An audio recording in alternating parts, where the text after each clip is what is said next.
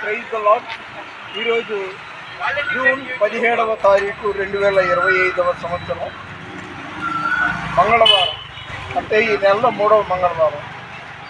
దహించు అగ్ని పేరు మీ అందరికీ తెలిసి నేను స్పెషల్గా చెప్పకుండా ఇది రాజమండ్రి నుండి థామస్ గారు ఆయన టీం ఆ సేవకుల సదస్సులో పాల్గొనడానికి ఇచ్చాను.